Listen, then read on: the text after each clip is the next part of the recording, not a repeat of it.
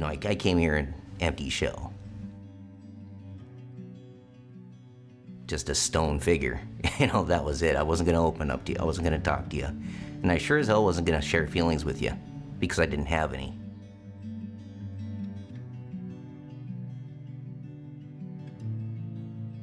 I was getting to the point where it didn't take me much to black out anymore. So, body was starting to fail. And I was getting alcoholic seizures. Next stop, dead. I used to have a really bad meth problem. Things got bad after a pill addiction.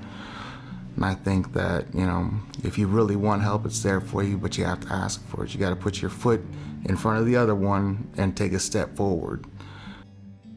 At first I resisted because I went home. I didn't want to come over here. You lose some of that self-confidence and self-esteem. A lot of that alcohol will take that away from you. Whatever it was, they could see something I wasn't seeing. And this was part of the process, part of the learning experience. In order to learn how to live sober and hold down your job and hold on to your sobriety. And that's what they teach you here. What separates us from the other programs like this, in my opinion, is that we are very hands-on, we are very family-oriented. My name is Damian Gilfillan, and I'm the director of Eagle Heights Transitional Living Facility.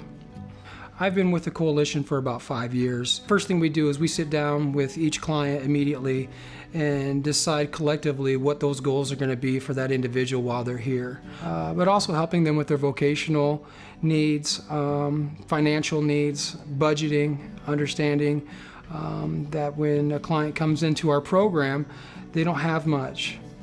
In the beginning, we didn't have a resident manager that was over here 24 hours a day, 7 days a week, that was servicing our clients' needs on a daily basis that are anywhere from drives to school, taken to the grocery store, any of their medical appointments that they may have, or just somebody to talk to, a house mother, if you will. She has been a blessing to this program, and the clients have really improved their recovery due to her being on staff. I take them to their appointments and, just try to help out as much as possible. But they are independent, My name is Carol Lott. I'm case manager / resident manager for Eagle Heights Transitional Living. What we do is try to get them ready for the outside world when they leave here to be on their own. Like daily living skills, they have that. So they can be prepared when they leave here to be successful. My name's Aaron Overby. I'm 36, from North Dakota. I went to Eagle Heights, I guess, just a little over 2 years ago.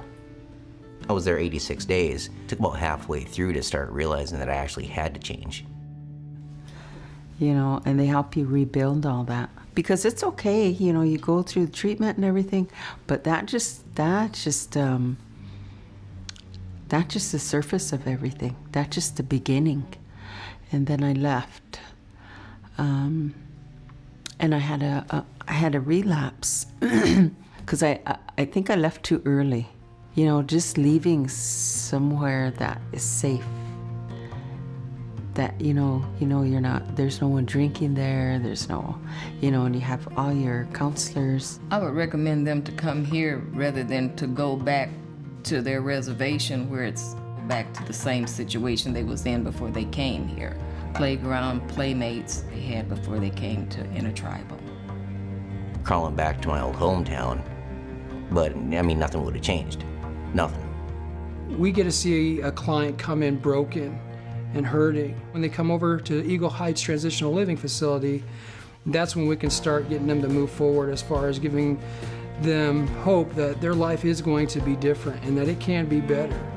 And so anytime you can be a part of that change process and help somebody reinvent themselves is rewarding. And there's nothing better than that. You make them feel welcome, and then after a while, they just like family. Today, when I call my mom, I ask her how she's doing and how her day was. and I'm genuinely interested. You know, a lot of people lose touch with that.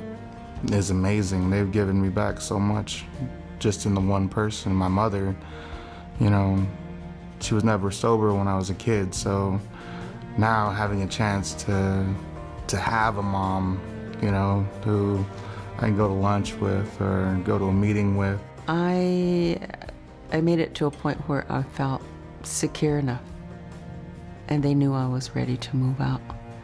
They're there for you. You know, you just got to make sure you put yourself out there. I even thought about my master's, you know, why not? I don't have nothing but time left. The number one thing is yourself. You know, you're not here for anybody else. You're here for you. You know, focus on who you are. So that's probably the thing I would tell people. And in the future, all I'm gonna know is that I can use what I've learned out there. That's what all the program is for. You know, you learn inside to live outside. And I see my mom working hard every day, and that's incentive for me to work hard, because we all deserve to be happy. It was all just about you learning to find that balance in your sobriety, so that when you left here, then you would be successful.